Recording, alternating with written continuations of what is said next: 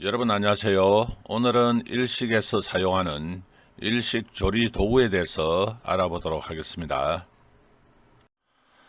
차례로 일식의 조리 도구에서 첫째, 일식 조리도, 두 번째, 일식 칼의 특징, 세 번째, 일식 칼 가는 방법, 네 번째, 일식 칼의 원칙, 다섯 번째, 일식 칼의 올바른 자세, 여섯 번째, 숫돌의 올바른 사용 방법, 그리고 일곱 번째, 다양한 조리 도구의 종류에 대해서 알아보도록 하겠습니다. 먼저 일식 조리도에 대해서 알아보도록 하겠습니다. 일식 조리도는 고급스러우면서도 다양한 용도의 조리 도구들이 있습니다. 특히 일본에서 가장 오래된 600년 동안 칼만 만들어 오고 있는 대장간도 있습니다. 군인에게서 생명을 지키는 총과 같이 칼을 자신의 몸과 같이 귀중하게 취급해야 합니다. 칼의 귀중함은 조리사로서의 조리 기술과 숙련도뿐만 아니라 인격에 대한 기본적인 정신 자세를 판단할 수 있다고 할 수 있습니다. 이와 같이 조리 경력이 풍부한 조리사라 하더라도 칼에 녹이 선다거나 제대로 관리를 하지 않으면 조리 기술을 충분히 발휘할 수 없을 뿐만 아니라 전문 조리사로서의 직업에 대한 사명과 결코 최상의 요리를 만들 수 없을 것입니다. 그래서 올바른 조리도 관리는 일식 조리사의 훌륭한 인격체를 판단하는 기준이 된다고 볼 수 있습니다. 두 번째, 일식 칼의 특징에 대해서 알아보도록 하겠습니다. 첫 번째, 일식의 조리도는 고급스럽고 용도에 따라 다양한 종류가 있고 한 자루에 30만 원에서 50만 원, 그리고 비싼 것은 1000만 원 이상짜리도 있을 만큼 비싼 게 특징입니다. 두 번째, 양면이 아닌 한쪽 날 카타하로 되어 있습니다. 세 번째, 생선을 손질하기 좋게 칼날이 매우 날카롭고 예리합니다. 그리고 네 번째, 각종 식재료를 손질에 적합하도록 조리도가 발달하였습니다. 다섯 번째, 칼날을 갈 때는 숫돌, 토이실을 사용합니다. 세 번째, 일식 칼 가는 방법에 대해서 알아보도록 하겠습니다. 일식에서 칼은 생명이다 할 정도로 매우 중요하게 관리하는 것이 기본입니다. 칼을 갈 때는 칼이 길기 때문에 왼손을 3등분으로 윗날, 중심날, 아랫날로 나눠서 갈도록 합니다. 특히 다른 분야의 칼은 양면이지만 일식 조리도는 한쪽 날이라서 칼을 갈 때는 칼날이 자기 몸의 바깥쪽을 향하여 갈 때는 잡아당길 때 힘을 주고 자기 몸쪽 방향일 때는 앞으로 밀 때 힘을 줍니다. 비율은 앞면 8, 뒷면이 2, 8대 2 비율로 가는 것이지만 그것은 일반적인 거고 특히 뒷면은 가열이라고 하여 살짝 다듬어 주는 것이 기본입니다. 네 번째, 일식 칼의 관리 원칙에 대해서 알아보도록 하겠습니다. 첫째, 일식 조리도는 하루에 최소한 1회 이상 가는 것을 원칙으로 합니다. 두 번째, 보통 세제나 수제미를 사용하여 이물질을 제거한 후 잘 헹궈낸 다음 마른 행주나 키친타올로 수분을 제거해서 반드시 보관을 해야 녹슬지 않습니다. 세 번째, 자신의 조리도는 자신이 직접 관리하면서 자기 것을 사용하고 다른 사람이 절대로 손을 댈 수 없도록 합니다. 다섯 번째, 일식 칼 사용의 올바른 자세입니다. 조리도로 일을 할 때 올바른 자세는 업무를 효율적 그리고 효과적으로 할 뿐 아니라 건강상의 문제도 있으므로 매우 중요하다고 할 수 있습니다. 첫째, 도마를 마주하여 앞쪽 도마 끝에서 수직선상의 양발 앞꿈치를 맞추어 차렷 자세로 똑바로 섭니다. 두 번째, 오른발의 뒤꿈치를 축으로 오른발 앞을 오른쪽으로 90도 벌립니다. 세 번째, 이 상태에서 다시 오른발 앞을 축으로 오른발 뒤꿈치를 오른쪽으로 90도 돌려 몸을 앞으로 약간 15도 숙이면 자연스럽게 안정된 자세를 유지할 수 있습니다. 여섯 번째, 숫돌의 올바른 보관 방법에 대해서 알아보도록 하겠습니다. 숫돌은 항상 팽팽하게 유지를 하도록 준비를 하고, 숫돌은 보통 물에 담가 두고 사용을 하나 너무 오래 두고 사용을 하면 빨리 마모되는 특징이 있습니다. 최소한 칼을 갈기 전 10분에서 20분 전에는 물을 충분히 흡수를 시켜 놓습니다. 칼을 갈면서 나오는 흙탕물이 나오는데 이것을 물로 씻어서는 안 되며 이것으로 인해 칼이 갈아지는 것이므로 물은 가끔씩 뿌리고 많이 뿌리지 않도록 하는 것이 좋습니다. 첫째, 칼을 갈기 전 숫돌은 사전에 물에 10에서 20분 전에 담가 충분히 물을 흡수시켜 둡니다. 두 번째, 숫돌 받침대가 없을 경우는 젖은 행주를 깔아 숫돌을 고정시킵니다. 세 번째, 사용하고 난 숫돌은 후에는 거친 숫돌로 팽팽하게 면을 고르게 해줘야 나중에 숫돌이 휘어져 있으면 칼날도 휘게 됩니다. 네 번째, 사용이 끝난 숫돌은 깨끗이 씻어서 물기 없이 보관을 합니다. 일곱 번째로 다양한 조리 도구의 종류에 대해서 알아보도록 하겠습니다. 첫 번째, 사시미 보조 생선의 칼입니다. 생선의 칼은 관동 지방에서는 다코비키 보조, 관서 지방에서는 생선의 칼은 전통적으로 야나기 보조를 사용해 왔습니다. 일반적으로 다코비키 보조는 팽설기 방법인 히라츠꾸리, 그리고 야나기 보조는 잡아 당겨서 쓰는 방법인 히키즈꾸리를 할 때 주로 사용을 합니다. 오늘날 지금은 생선회를 자를 때 관동, 간서 지역 모두 주로 야나기 보조를 사용하고 있습니다. 다음은 생선의 칼의 길이는 일반적으로 27, 30, 33cm 크기의 칼이 있는데 각자의 몸에 맞는 칼을 선택해서 사용하는 것이 좋습니다. 앞에서 설명드렸듯이 일단 관서 지역에서 사용하는 제일 처음에 있는 것이 야나기 보조, 두 번째가 다코비키 보조, 그리고 세 번째가 훅구 비키 보조입니다. 야나기 보조와 다코비키 보조의 차이점은 칼 끝을 보시면 이제 이렇게 약간 뾰족하게 되어 있는 게 관서. 그래서 요거는 관서할 때 서가 이렇게 시어자처럼 이렇게 날카롭다. 그리고 관동은 관자, 동자처럼 디귿 모양으로 각이져 있다. 그렇게 생각하시면 되고, 그리고 보거용 칼은 이런 생선회용 칼보다 더 두께가 얇고, 그리고 전체적으로 칼이 좀 더 예리하고 얇으면서 날카롭다고 할 수 있겠습니다. 자, 두 번째로 우스바 보조입니다. 채소용 칼입니다. 채소를 손질할 때 사용하는 우스바 보조는 칼의 길이가 18에서 20cm가 사용하기에 편리하고 때에 따라서는 바다장어나 놀래미 등의 작은 뼈를 자를 때도 편리합니다. 특징은 관동식은 칼끝이 각이 졌고 관서식은 칼끝이 둥근 모양으로 되어 있고 칼을 갈 때는 고운 수도를 사용합니다. 여기 그림에 보듯이 일단 동 하듯이 디귿 각이 져 있는 것이 관동, 그리고 밑에 관서는 시어처럼 약간 둥그스름하고 이렇게 시어자처럼 생긴 것, 이것이 관서용 칼입니다.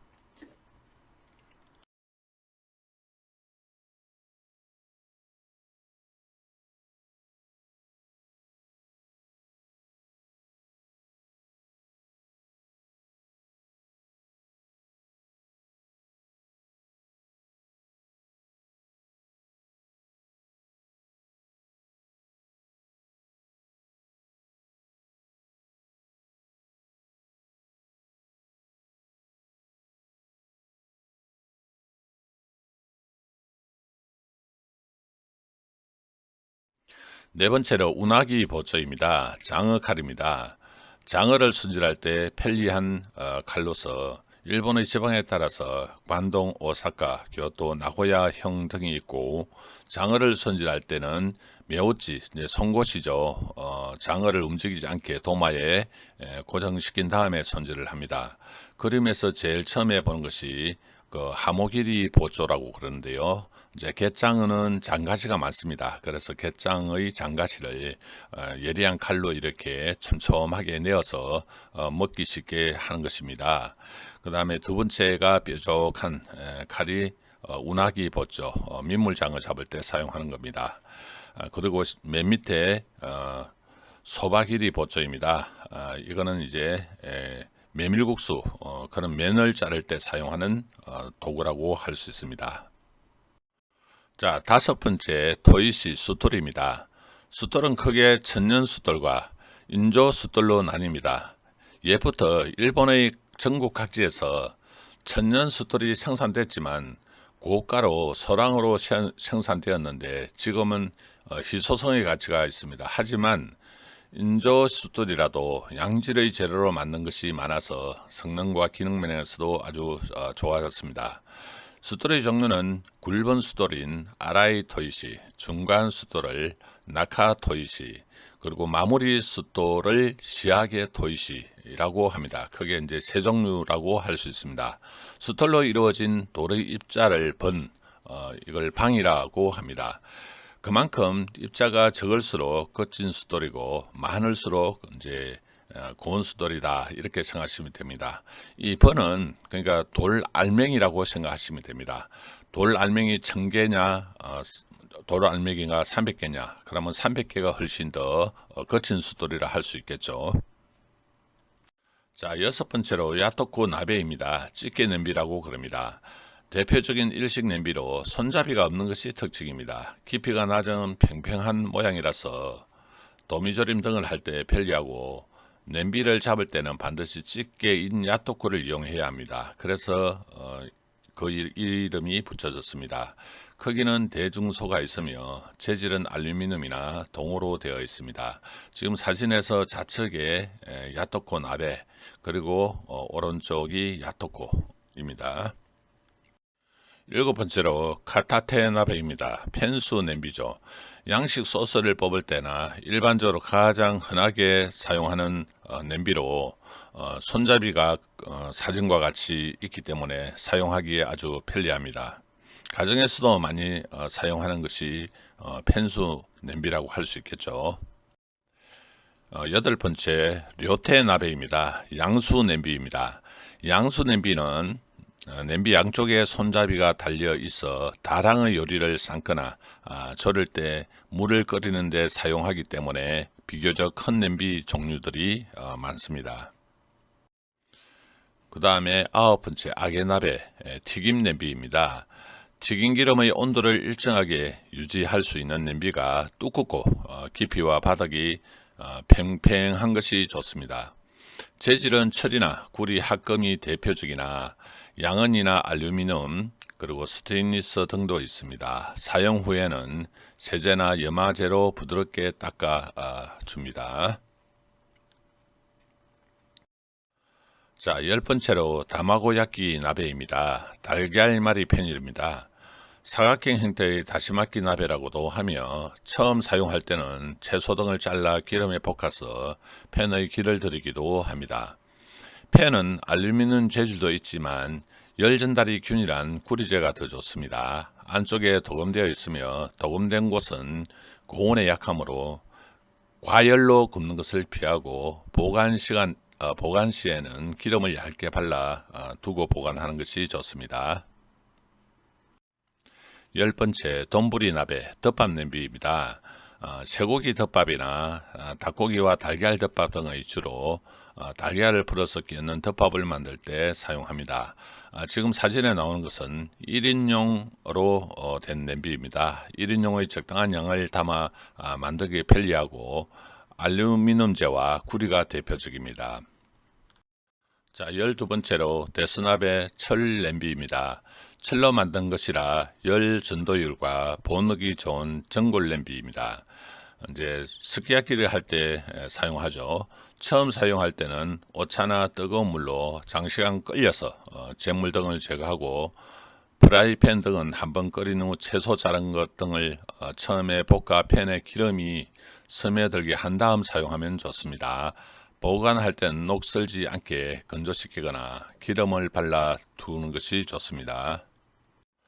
자, 13번째 유키라 나베입니다. 도기 냄비이죠. 온도가 낮은 두꺼운 토기 냄비로서 손잡이, 뚜껑, 깃대가 있는 냄비로 열의 세기가 약하면서 천천히 열을 전할 수 있어 보온력이 좋습니다. 또한 입이 좁아서 수분을 증발하는 면적이 작으므로 죽 등을 끓이기에 좋습니다. 14번째 호로쿠 나베입니다. 넓고 둥근 질냄비입니다. 찜을 할 때 사용하며 대부분 크고 팽팽한 뚜껑이 없는 그릇이지만 뚜껑이 달려 있는 것도 있습니다. 용도는 두 개를 겹쳐 재료를 넣어 찜구이에 사용하기도 하고 구이의 담는 용기로 사용하거나 참깨를 볶을 때도 사용합니다. 호로쿠 무시나 호로쿠 야끼 이런 요리를 할 때 사용합니다. 15번째 토나베입니다. 토기 냄비입니다. 양쪽에 손잡이가 있는 두꺼운 뚜껑이 있는 냄비로서 재질은 흙으로 만든 토기이지만 재질은 여러 가지가 있고 열 전도열은 넣지만 보온력이 우수해서 1인분용으로 식탁에 오르는 냄비 요리에 이용됩니다.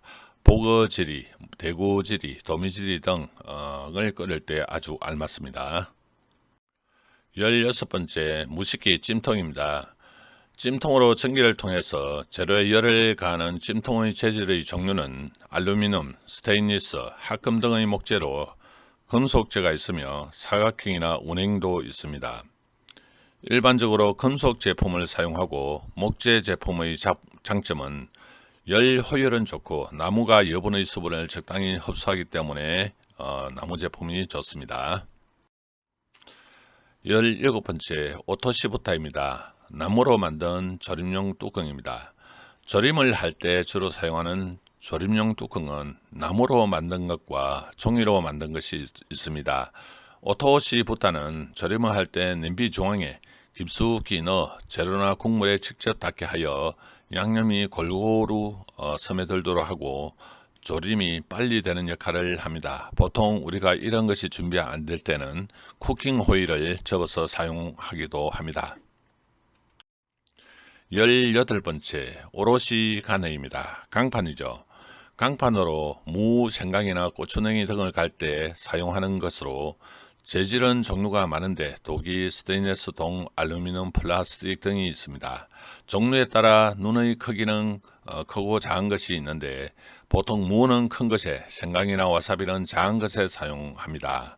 사용 후에는 물로 세척하여 구멍의 눈 사이에 남아있는 이물질을 대나무 꽃이나 솔 등을 이용해서 깨끗이 제거를 한 다음에 보관을 합니다. 19번째 스리바찌 스리코기 절구 통 그리고 절구 방망이입니다. 스리바찌와 스리코기는 한 세트로 이것의 용도는 재료를 잘게 으깨거나 끈기가 나도록 하는 데 사용을 합니다. 절구통의 재질은 흙으로 만들어 구운 것으로 특징적인 것은 내부에 잔잔한 빗살 무늬의 홈이 펴져 있어 재료를 지지게 부수며 아주 날카롭기 때문에 갈거나 잘 섞어주는데 아주 용이하다고 할 수 있습니다. 20번째 나가시강입니다. 고침틀 바트라고 합니다. 사각으로 된 고침틀로서 특징은 두 겹으로 되어 있어서 은사각 형태의 스테인리스로 만든 두 겹으로 된 것이고 달걀, 두부 등의 찜요리, 참깨두부 같은 네리모노와 한천을 이용한 요세모노 등을 만들 때 사용하는 도구입니다. 21번째 오시바코입니다. 상자 초밥을 만들 때 사용합니다. 오시바코는 두 종류가 있는데 목재로 된 사각 상자 초밥용과 각종 모양의 홈에 밥을 넣어 눌러서 눌러 모양을 찍어내는 여러 종류들이 있습니다. 사용할 때는 상자 박스에 랩을 까고 밥이나 초밥을 넣어 위에 재료를 얹어 랩을 덮은 후 뚜껑으로 눌러 뚜껑과 몸체를 덜어내면 밑판에 초밥이나 상자 초밥이 만들어집니다. 사용하기 전에는 물을 적셔 줘야만 밥알이 상자 초밥에 달라붙는 것을 방지할 수 있습니다. 22번째 카네구시입니다. 쇠 꼬챙입니다. 카네가 셈이고 구시 꼬챙입니다. 일본 요리에서 생선구이를 할 때는 살라멘드에서 스테인리스로 만든 쇠 꼬챙이를 끼워서 굽기 때문에 제로의 구이를 아름답고 멋있게 구울 때 사용합니다. 꼬치 등을 구울 때는 대나무로 만든 제품을 사용하고 용도에 따라서 굵기와 길이 그리고 모양이 다양하게 만든 제품들이 있습니다. 23번째 자루 소쿠리입니다.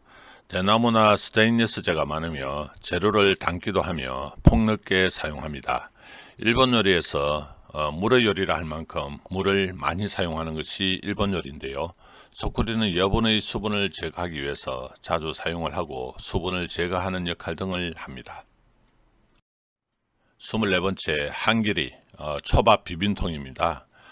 초밥을 비빔통으로서 노송나무 등으로 만든 목재 제품입니다. 사용할 때는 사전에 반드시 물로 충분히 수분을 흡수하도록 해야 그 다음에 밥알이 붙지 않으면서 초밥초도 많이 스며들지 않기 때문입니다. 특징은 목재 제품이기 때문에 초밥초가 많을 때는 흡수해주고 초밥초가 적을 때는 내뱉어주는 역할을 합니다. 보관은 세척하여 뒤집어 놓고 가끔씩 수분을 흡수시켜줘야 갈라지지 않습니다. 25번째 막기서 김발입니다. 김발로서 김초밥, 달걀말이나 배추를 말아서 모양을 잡거나 삶은 채소를 건조시키는 등 다양하게 사용을 합니다. 특징은 대나무로 되어 있어 견고하여 강한 열에도 변형되지 않습니다. 특히 오니스 달에는 삼각형의 굵은 대나무를 엮어서 만든 것으로 다테마키를 만들 때 파도 물개 모양을 내기도 합니다. 26번째 호네누끼 핀셋입니다. 쥐 노래미나 고등어, 연어 등 생선의 지하의 부분의 장가시를 제거하거나 유자 가육의 씨를 빼내거나 닭이나 저루 등의 잔틀을 뽑는 데도 편리하게 사용하는 핀셋입니다. 특히 생선 뼈를 뽑을 때는 뼈의 모양과 평행으로 하여 머리 쪽으로 잡아당겨 뽑아야 생선살이 부서지지 않고 잘 뽑힙니다. 27번째 매우찌입니다. 매가 눈입니다. 우찌가 찌르다. 그래서 장어를 고정시키는 송곳입니다. 뱀장어나 갯장어, 붕장어 등을 손질할 때 장어 송곳으로 장어의 머리 부분에 찔러서 도마에 고정을 시키는 역할을 한 송곳입니다. 28번째 우로코빗기, 곡해빗기, 생선 비늘을 벗기는 도구입니다. 돔이나 농어, 연어 등의 생선의 비늘을 제거하는 조리 도구로서 비늘을 벗길 때 생선은 머리 방향으로 끌어야 잘 벗겨집니다. 29번째 하케, 조리용 붓입니다. 조리용 붓으로 민물 장어 구이나 요리 등의 타레를 바르거나 장칼집을 넣은 쥐노래미 칼집 사이에 전분을 가루를 얇게 바를 때 등에 사용을 합니다. 붓의 길이나 털의 재질은 용도에 따라서 다양합니다. 30번째 조리노 바시입니다. 조리용 젓가락이죠. 첫 번째 사이바시. 사이바시는 대나무 제품으로 요리를 할 때나 반찬을 나누어 담을 때나 사용하는 긴 나무 젓가락을 말합니다. 특징은 끝부분이 가늘고 깎여진 것이 취급하기 편리하고 튀김용 젓가락 아게바시는 사용할 수 다 들어가는 단점이 있습니다. 두 번째 카나바시입니다. 손잡이는 나무나 플라스틱으로 되어 있고 젓가락은 금속 제품으로 되어 있어서 생선의 등을 담을 때 사용하는 젓가락입니다. 열에 강해 튀김용으로도 적합합니다. 세 번째 코네바시입니다. 튀김옷을 섞을 때 사용하는 죽제품 또는 목재의 굵은 젓가락이라고 할 수 있습니다. 31번째 쿠리누기입니다. 파는 도구이죠. 관류의 씨앗을 빼내거나 당근, 호박 등을 둥글게 파내는 도구입니다. 32번째 우치누기, 심을 빼는 도구입니다. 우엉이나 오이 등의 채소류나 과일 등 과일류의 심을 뽑을 때 사용하는 원통형의 조리 도구입니다. 33번째 누키 카다입니다. 찍는 틀이죠. 스테인리스 제품으로서 식재료의 모양을 원하는 형태로 찍어서 빼면 꽃 모양, 별 모양, 동물 모양 등 다양한 크기와 형태의 제품들이 있기 때문에 모양을 아름답게 만들 수 있습니다. 34번째 우라고시 체입니다. 우라고시는 운행의 목판에 망을 씌운 것으로 스테인리스 제품도 있습니다. 용도는 삶은 식재료를 내리거나 가루를 채치거나 국물 등을 걸러 건더기를 걸러내는 등 다양하게 사용을 합니다. 망의 재질은 말꼬리 틀, 스테인리스, 나일론 등이 있습니다. 특히 말의 틀로 만든 것은 가루를 걸을 때만 사용하고 절대로 물에 적시지 않도록 주의를 합니다. 35번째 이치몬치 뒤집개입니다. 일반적인 뒤집개로서 젓가락으로 잡기 곤란한 크기나 부드러운 재료를 뒤집을 때 사용하는 편리한 주걱의 일종입니다. 36번째 다케노 가와입니다. 대나무 껍질, 큰 죽순 껍질을 말린 것으로서 재료를 감쌀 때 위에는 물이나 뜨거운 물에 불려서 사용하는데 용도는 장칼집을 낸 후 냄비의 바닥에 깔고 식재료를 넣고 절이거나 삶으면 재료가 눌러 붙거나 타는 것을 방지할 수 있고 끈 형태로 재료를 묶어 형태를 정리할 때도 사용하는 것이 대나무 껍질입니다. 37번째 우스이타 엷은 판자 종이입니다. 재질은 노송나무나 삼나무를 종이장처럼 10개 깎아 만든 것으로서 용도는 손질한 생선을 사서 냉장고에 보관할 때나 요리를 감싸서 모양을 잡기도 하고 삶은 채소를 말아서 물기를 제거할 때도 사용을 합니다. 또한 냄비의 바닥에 깔아서 사용하기도 하고 과일이나 각종 요리의 장식용으로도 많이 사용합니다. 자, 38번째 아미자쿠시입니다. 거물국자입니다. 튀김을 할 때 튀김을 건지거나 튀김 찌꺼기, 된가스 등을 건져내는 역할을 합니다. 튀김 냄비 직경의 약 3분의 1 크기가 좋습니다. 39번째 오시카타입니다. 밥 모양 찍는 틀입니다. 밥을 넣어 찍어서 형태를 만드는 도구로서 재질은 합성수지, 목재, 스테인리스와 나무를 합한 것 등이 있습니다. 각종 꽃 모양, 부채 모양 등 다양한 종류가 있습니다. 40번째 사사라 대나무 소리입니다. 생선을 씻거나 손질할 때 속의 내장을 제거한 후 뱃속의 피 덩어리나 이물질 등을 흐르는 수돗물에 대고 씻어내는 편리한 도구입니다. 41번째 사비토르입니다. 녹지우개입니다. 칼이 녹이 생겼을 때 녹이 쓴 것에 사비토르로 지우개처럼 지우면 녹이 깨끗이 없어져 깨끗해집니다. 이것도 돌의 알맹이 숫자에 따라서 46번은 거친 것, 120번은 중간 것, 그리고 320번은 고운 것 이렇게 이루어져 있습니다. 42번째 가스오브시 개절이기 통가스오브시 미는 대패입니다. 완성된 가스오브시 덩어리를 전용 대패처럼 밀 때 사용하는 도구입니다. 이것은 적석에서 밀면은 바로 가스오브시의 향기가 훨씬 더 살아나기 때문에 개인집 이런 고급집에서 사용하는 도구라고 할 수 있습니다. 장시간 이렇게 시청해 주셔서 감사합니다.